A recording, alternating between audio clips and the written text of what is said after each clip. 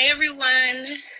As mentioned in my post earlier today, our friend Byanca from Apapachar Wombyn Services will be joining us today in just a... Hi. Yeah, I'm like, can you hear me okay? Yeah. Perfect. Hi. How are you doing today? I'm doing good, just sitting outside. I've been sitting outside for most of the day, just enjoying the day because it's so pretty. And normally during the day, these like birds sing right outside my tree. So I've just been actually just sitting out here, just getting air, grounding myself, storming up new ideas, contemplating life. Good. I think we need that from time to time, right? Especially during these times right now. We just need to go outside and ground ourselves and really enjoy those birds. Yes, definitely. Grounding yourself is definitely really, really important for pregnant women, especially right now during this COVID-19 chaos that's going on. I think it's really important to reach out to women to see how it is we can assist them a little bit better during these times. Yes, definitely. I'm not sure if you've seen live yet with Maura Omen. We were talking about community birth and how, I think you touch perfectly on this topic once again. Birthing in community is that exactly, right? Reaching out to our community and reaching base to share women are good and if there's anything we can do to support it, even if it is just to lend an ear, being there for them. Yeah, definitely. I think a lot of women right now are, making a lot of decisions based out of fear and giving birth at a hospital, and a lot of women are going into looking at their birthing options based out of fear. They're scared, and so now they're looking at other options versus this is something that every woman should be looking at, is what other options are there other than just birthing in a hospital, especially if you have a healthy pregnancy. In a way, I'm totally open to welcoming all of these changes, all of these women waking up, all of these options that everybody has. It's sad that they are based out of fear, but it's also amazing to be able to have so many birth workers that are ready to just help out and share some information. Yes, definitely. So thank you so much, Byanca, for being with us today. You are the face behind Apapachar Wombyn Services. Thank you so much for taking the time to be here today and share a little bit of information with us. We're going to be touching back to a live I did a few weeks ago on birthing rights. And in that video, I talked about your placenta options and one of the placenta encapsulation. You are one of the very few women that I know that provides this kind of service. So I was wondering if we can take some time to maybe talk a little bit more about that, and if you can share what it is that placenta encapsulation is, and what that service looks like coming from Apapachar. Yeah, so pretty much placenta encapsulation is your placenta. Pretty much what your placenta is this amazing organ that is formed within, and it's so amazing that us as women have the ability to form a whole new organ every single time. Like, men cannot do that, right? Like, only we as women have the power to form this amazing organ during birth. So it's just your placenta is the organ that supports your baby throughout the whole 9 months of pregnancy. For some women, it's shorter. For some women, it's a little bit longer. And this process of placenta encapsulation and ingestion has been done throughout history for years. Of course, different cultures and certain tribes or different ethnicities don't all partake in placenta encapsulation. And one thing that we do need to be mindful of is that what's okay for some people might not be okay for others. And that's totally normal, and just respecting people's decisions to do placenta encapsulation, or even just be accepting of the fact that somebody wants to even talk about placenta encapsulation, right? Without having to, say like, ew, what do you mean placenta encapsulation? Or there's always so much like, ugh, behind it, versus just shutting up and like listening to people's reasons behind it, right? It's like we want to just put our yuck on somebody and like, placenta encapsulation. So I think that we need to just be mindful of the idea that that placenta encapsulation might not be for everybody, but that there is women out there that don't have these cultures, don't have these other traditions where they do something different with their placenta. So placenta encapsulation might be for that woman. There is women who are suffering from postpartum depression, severe postpartum depression, anxiety, or anything. So placenta encapsulation might benefit them more than bearing their placenta will benefit their child, So we just need to be mindful and open to the fact that everybody has an opinion, and that we need to be respectful of everybody's opinion. So placenta encapsulation being one of those things. I might get a little bit off topic, but just talking more about it, the placenta itself is just very nourishing to your child, and this amazing organ that keeps your child nourished. And in some cultures, they look at it as like your child's twin, this is the placenta. It not only is the tree of life that provides life to your child. If there's ever anything wrong with your placenta, your child wouldn't survive in utero. And so we need to be mindful that this organ is super powerful. And in most hospitals, most women, they don't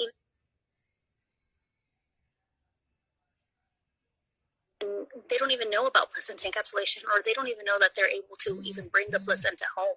So most women just they give birth in a hospital, the average woman, and they just, tug the placenta out and just dispose of it. Or better yet, they don't even dispose of it. They take it and they study it, because it's such a powerful organ that it's studied, that they use it in the pathology lab. And so I always tell women, like, even if you're not deciding on placenta encapsulation, bring your placenta home, bury it, plant a tree, whatever it is that you choose to do with it, but being mindful that this organ that's provided life for your child for so long needs to be brought home and needs to be honored in some way, whether it's you ingesting it or anything else. So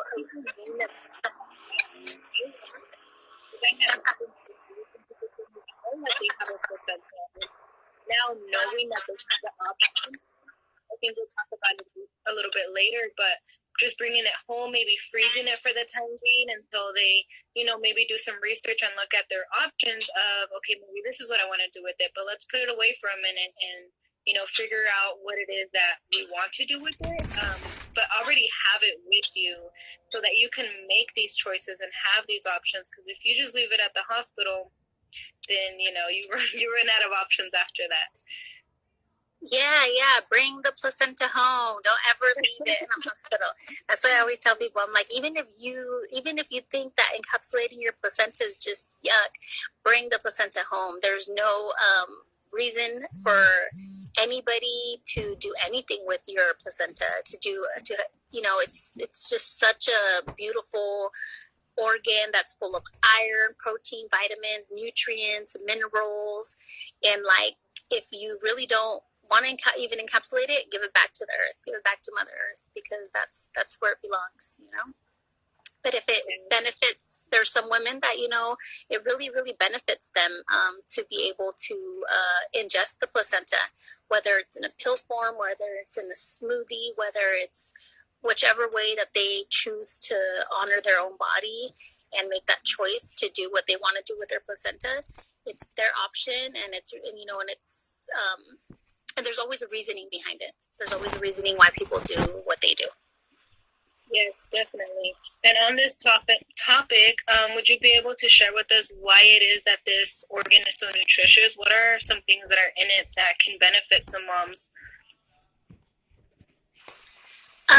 Well, first of all, the oxytocin, which is a crucial hormone that facilitates the feeling of love, is the number one reason, love and bonding. It is the primary hormone that's present during labor and birth and breastfeeding and all of that. And as well as the, I'm going to totally say this wrong, gamma globin, which protects against postpartum infections and helps boost the immune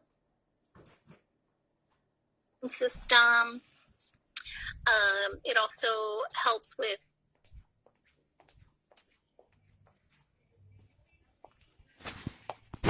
postpartum depression, baby blues.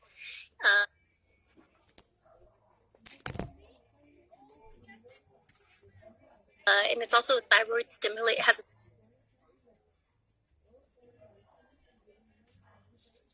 thyroid stimulating hormone, which helps with recovery, stressful events, boosts energy.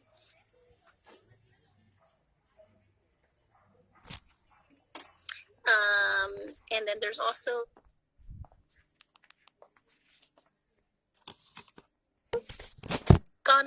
I'm so bad at these medical terminology names, but gonadotrophin, which is a precursor to estrogen, progesterone, testosterone, all of those hormones. So it's just helps also stop with the bleeding, promotes wound healing. There's so many I know, right? I just totally suck at these medical terminology names sometimes.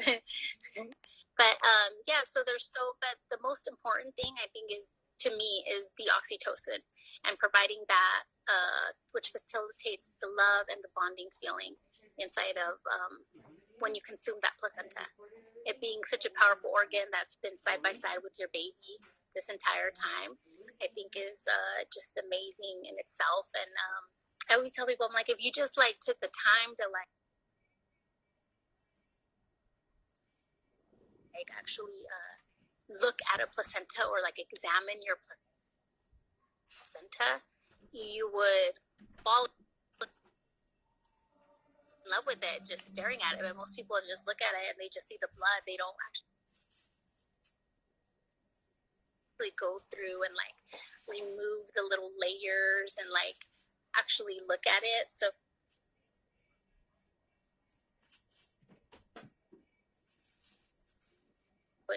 it's a pretty amazing organ. I always tell people I love placentas, and they assume because I do a placenta encapsulation, it means that I'm like eating people's placentas. They're like, wait, so you like pick up placentas and you eat them? And I'm like, no, I encapsulate them for other people, and then they consume their own placentas. So yeah. I'm also Byanca, does consuming your placenta assist in any way with lactation support? What was that? I'm sorry. Go ahead again. Does consuming your placenta support in any way for lactation, for breastfeeding? Yeah, it does. For some women, it does.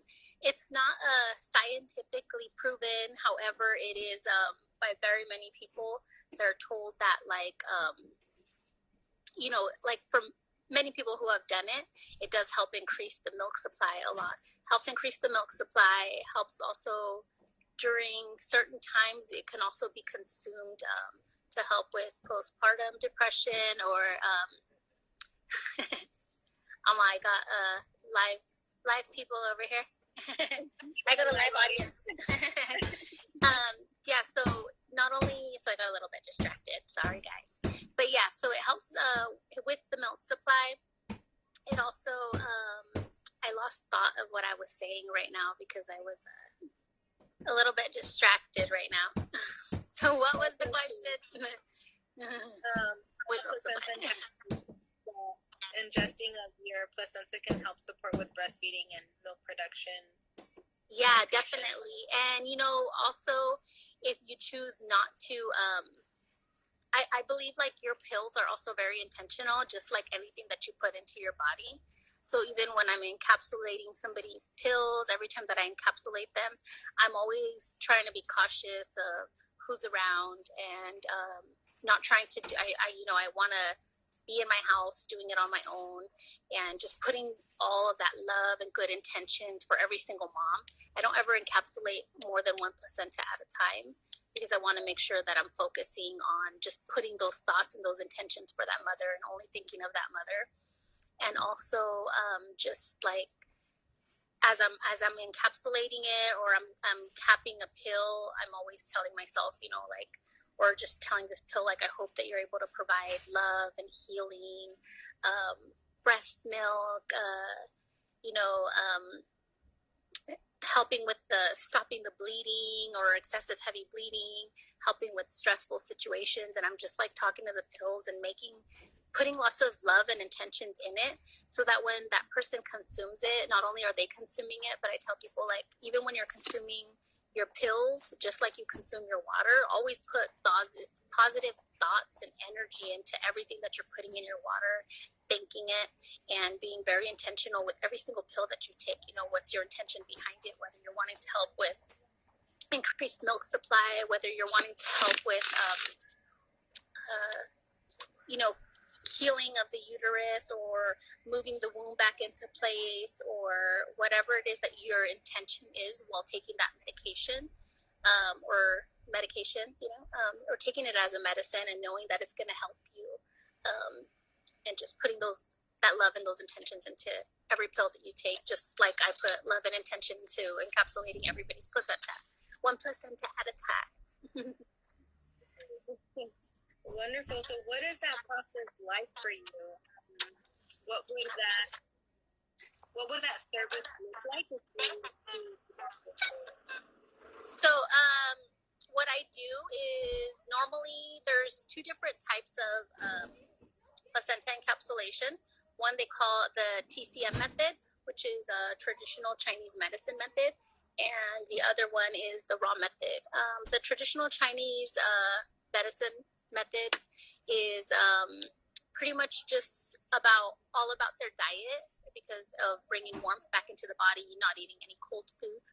So for different cultures who reach out to either encapsulate the placenta, or it's not even just the Chinese culture, that's just what they call that method, is a TCM method. Just a lot of people don't believe in bringing a lot of cultures do believe in bringing that warmth back into the womb and always keeping that warmth there. And so for them, that method would consist of pretty much you're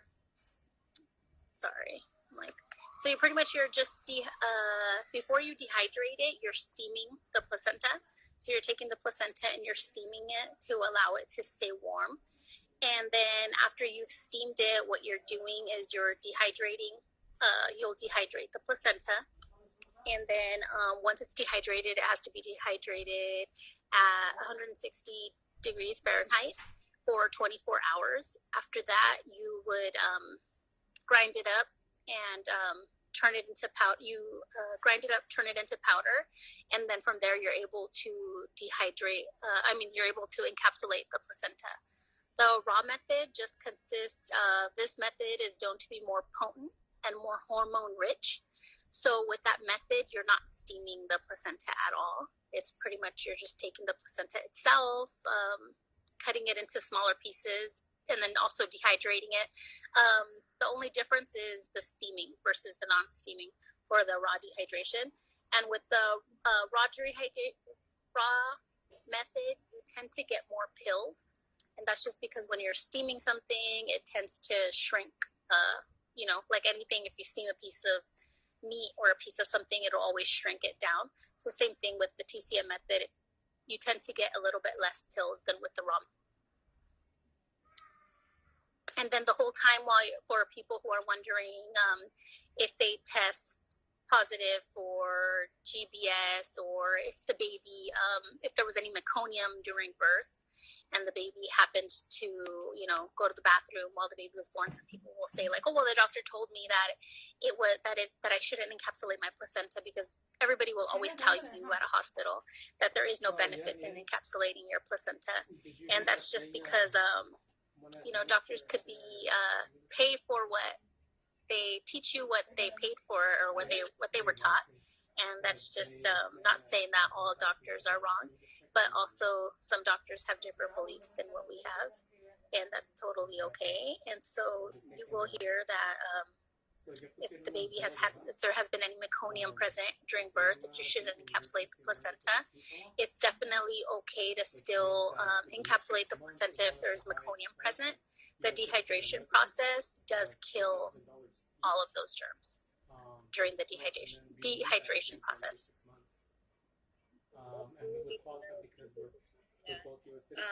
And then my next question for you, Byanca, is if I was to have my baby today, how long would I be able to store it, or how long do I have to get the placenta so that it can be encapsulated? And then after that, how long would it take for me to have to consume the placenta before, if at all, it goes bad? Yeah, so I would say that I normally try to pick it up within, same day, within a few hours. Normally I'm on call for anybody's placenta who I'm encapsulating 2 weeks before and 2 weeks after. I've never been in the situation to where I've couldn't pick up somebody's placenta, or was I was out of town one time, and then I had somebody pick up the placenta, and then I came home the next day, and then it was here. But that was probably about all I've ever had. I normally do try to pick it up within a few hours. I do give instructions to all my clients just about storage. So even when letting their staff know, if they're giving birth at a hospital, letting staff know that somebody will be picking up the placenta, either having their own little ice chest or asking for the little bins that they have, the little pink little basins that they have at the hospitals. So asking for those, filling that in ice, and just kind of keeping. If you were watching our live, you could hear both of us. But I couldn't hear her, and I was like, the placenta on ice for a few hours until I get there. I would say if you're not going to have it on ice, no more than 4 hours. But if you have proper storage and you can have it on ice, then I would say as long as it's on ice or it's in a freezer or anything like that, you're able to encapsulate your placenta. I wouldn't hold on to it for more than a year, I would say, because also after a year, I don't really see a benefit personally, I don't see why some people would want to continue to encapsulate the placenta, other than the fact that maybe they're going back to work and they're saving the placenta pills till they get to work, just to help with, what would you call it? Just help with that transition from being at home with baby, to not having the baby. So to help with that would be the only reason that I would suggest keeping it longer than you should and not encapsulating it right away. But I would say it's good to be in your freezer for up to a year. And then once the pills are made, their placenta is encapsulated, an expiration date? I would recommend also a year, to keep them for no more than a year. But really, once they're encapsulated, they've been dehydrated. I don't see any reason as to why you can't keep them longer than that. I would definitely just recommend either storing your pills, if you're not using them within like the first couple months, storing your pills either in the fridge or in the freezer. Nothing will happen to them, but just storing them in a place like that, if you tend to keep them longer than than a couple months, I think it's definitely best to consume them. I try to get, my turnaround time is on average 32 hours. So I'm pretty fast about just picking them up right away and trying to get the pills back to mom between those 2 to 3 days. And for me, those 3 days, having them, once you deliver baby, your body's no longer producing, your placenta is no longer producing these hormones that it was producing. So it does take a couple days for your brain to get that signal that it needs to start producing these hormones. And so normally on day 3, that's when mom does tend to have either baby blues or postpartum depression, or that those feelings of, hey, I'm not pregnant no more, or you start to. So I do normally try to get those pills to a mom no more than 3 days is my turnaround time. Thank you for sharing all of this information with us today, Byanca. I think it's super helpful, super informative. Personally, I didn't know much about placenta encapsulation. In my family, our tradition is to bury the placentas. My grandmother had 14 children. And she and her husband, my grandfather, buried every single one of their placentas. So when I shared with her about placenta encapsulation, she had that exact yuck reaction of, like, I don't even want to hear about it. But thank you for sharing that. I think it's really important for our community to know that they have options, and placenta encapsulation is one of their options. And then to have somebody local to be sharing about this information, a person of color who knows this from traditions. I really appreciate you. I appreciate your time.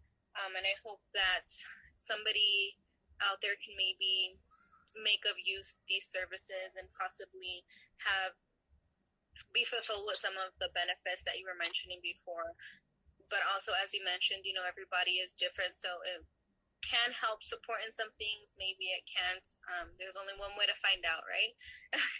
Yeah, and like I said, I feel like this. I want what I want everybody to take away from this is that there's options. That placenta encapsulation is not the only option, right? And placenta encapsulation might not be the best option for you. But what I want people to take away from this is that there's options for everything, every aspect of your birth, of your pregnancy, of your labor, post-birth, everything. You have options for everything, so that even if placenta encapsulation is not the option for you, there's always something to do. You can always do something or find something to do with your placenta. Leaving it at the hospital should never be an option. That's what I want everybody to take away, is that leaving your placenta in a hospital should never be an option for anybody. So if you learned something today, is do not leave your placenta in a hospital. Yes, that's going to be our new hashtag. Yeah. I think this is a good leeway into talking about some of the videos that you would like to do in the future about placenta options. Would you like to share with us a little bit more about that? Yeah, I reached out to like a few people, mutual people, friends that I know from different, who have different cultures, were brought up differently, or just different traditions. And so I am working on video, and I'm not like a video editor, or it's not going to be like this awesome. I mean, the content is going to be amazing. My editing skills, I don't know, I might just need a little bit. No placenta left behind. I like that hashtag. Yeah, that's a good one. And so my sister doesn't say very many smart things, but I like this one. I'm just kidding. No placenta left behind. Okay, so I am working on this video before I get too distracted. I am working on a video where there'll be some short clips. So if anybody wants to participate in it, different culture, I'm open to different cultures, different traditions. So there'll be a bunch of short clips into one video talking about their culture, their tradition, and what they do with their placentas. And it's just more of just raising awareness to different people and just opening up people's minds about, no placentas left behind is pretty much, that's going to be the name of the video. And so, but just talking about our options with placentas and just definitely not, what different cultures and what different traditions are doing with their placentas and just bringing awareness to that. Yeah. And so if anybody is interested, has some cultural practices or traditions that you guys would like to share, go ahead and connect with Byanca. I will be sharing a post after our live about how you can contact her. She also has her Instagram on here. I've tagged her on some previous posts for Apapachar Wombyn services. You can definitely connect with her, send her a message to help out with some videos and share some information, or even to see when it's going to be out. Byanca, you got to let us know when it's ready. Yeah, right. The pressure is on. Yes, now everybody.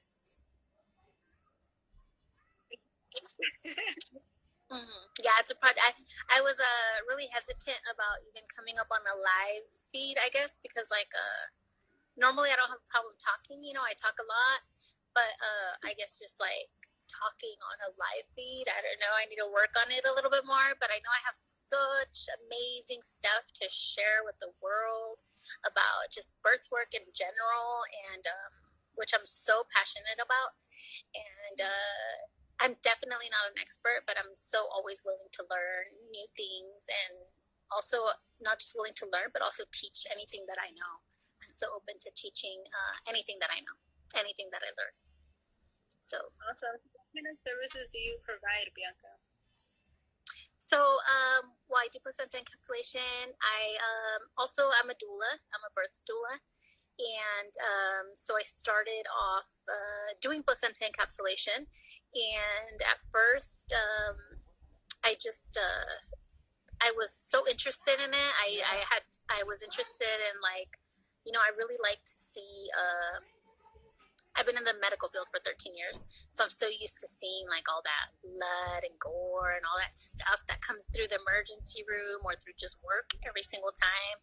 So I do a class on placenta encapsulation, and when I went into the class, I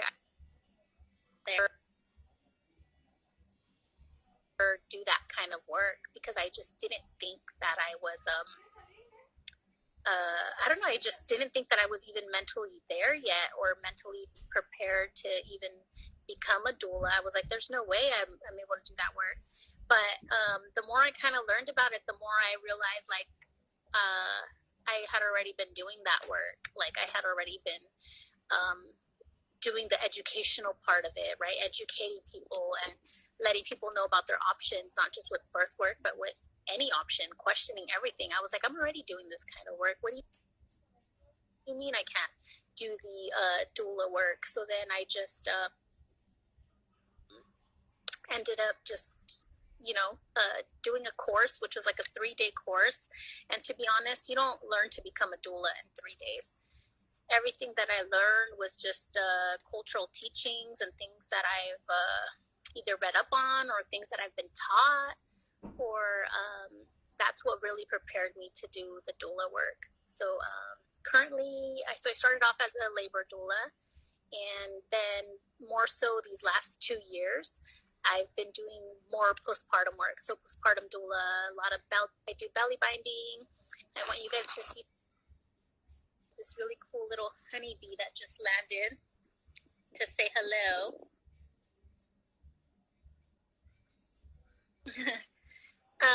I do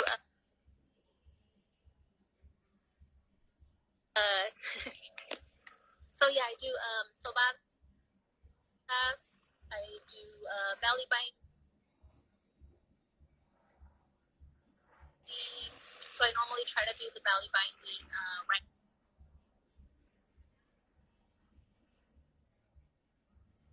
after birth. And so what else do I do?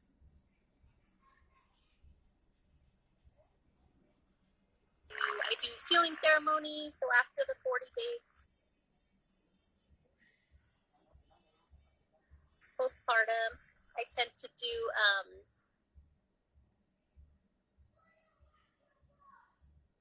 the sealing ceremonies during the 40 days. I do the baños, so yoni steams.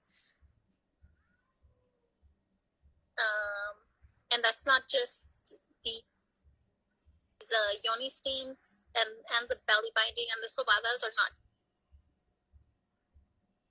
just for pregnancy. I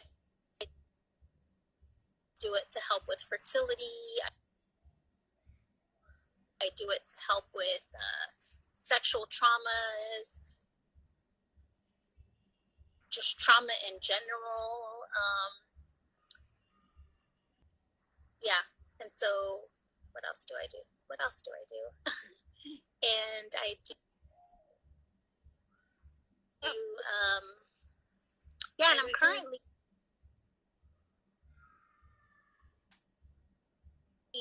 going to school to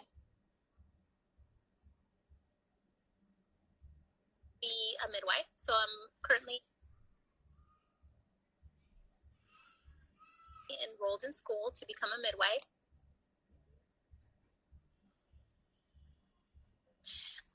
So that's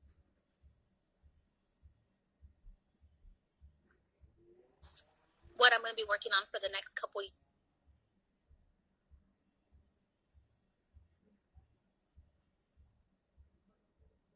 years, is just traveling between San Jose and Texas. And it'll always be different. Some days I'll be out there for a month. Some days will be 6 weeks. Some days will be 3 months. And so it just really depends on the work that I'm going to be doing out there. It's been really hard for me to find people to train me out here. There's a lot of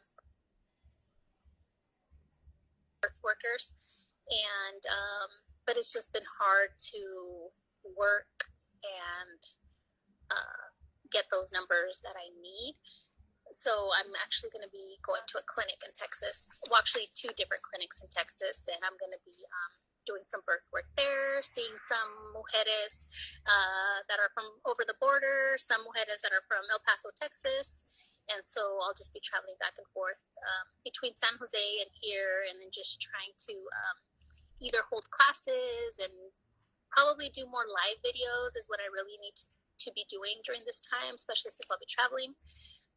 To just share information about prenatal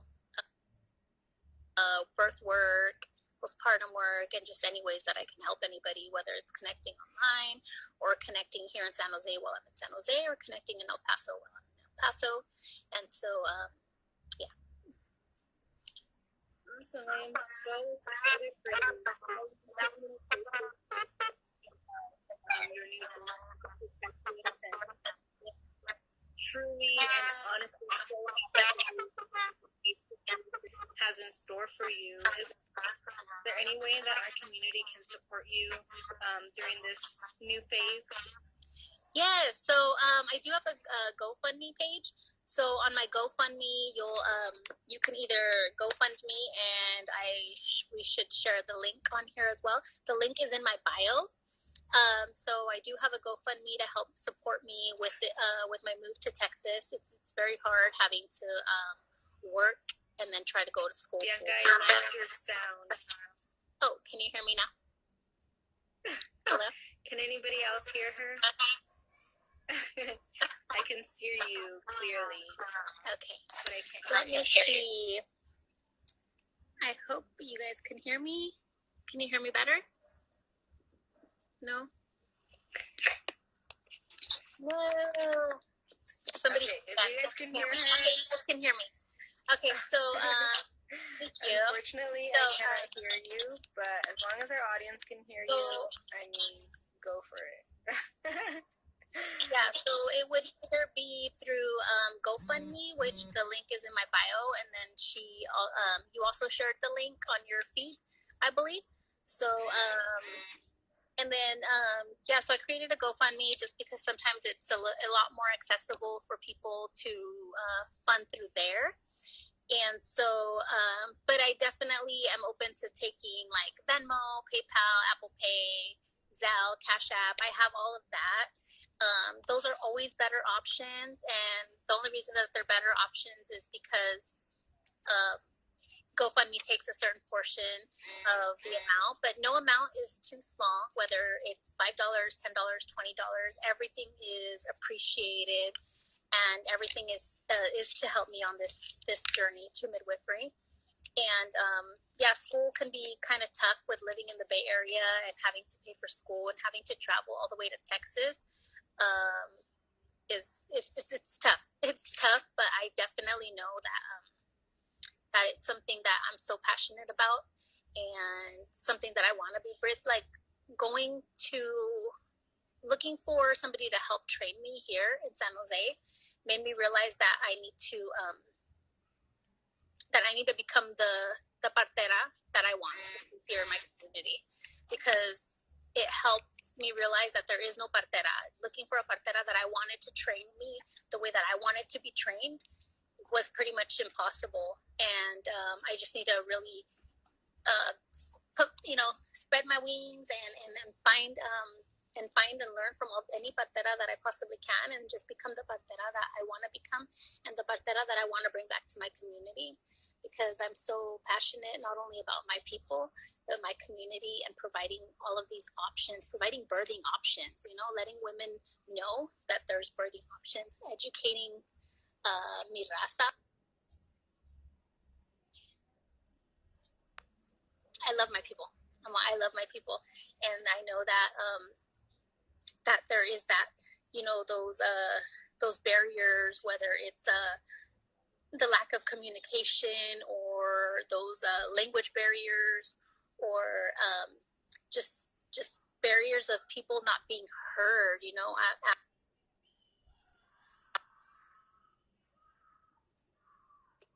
We don't feel. I see it at work all the time. I work at a clinic, and I see that that sometimes our people are made to feel dumb, and they're made to feel like we know what's best for them as far as birthing. And so I'm passionate about bringing decolonizing birth for once, and I think most parteras are, and just bringing that birth back to my community here in San Jose, and becoming a partera indígena, and incorporating these cultural and traditional practices into everyday midwifery, and not being made to feel like we're some savages, or like we're or like our options are not, our traditions are not valued. And so I think that that's definitely important for me, is to bring that back to this community. So GoFundMe, Venmo, or any of those options. Like I said, there's no amount that's too small, and every amount and everybody who's already funded this journey and is helping me on this journey, it's so much appreciated, because even creating a GoFundMe was a very hard thing for me to ask for help. But I want to help my community, and I need help being able to help my community. So, yeah.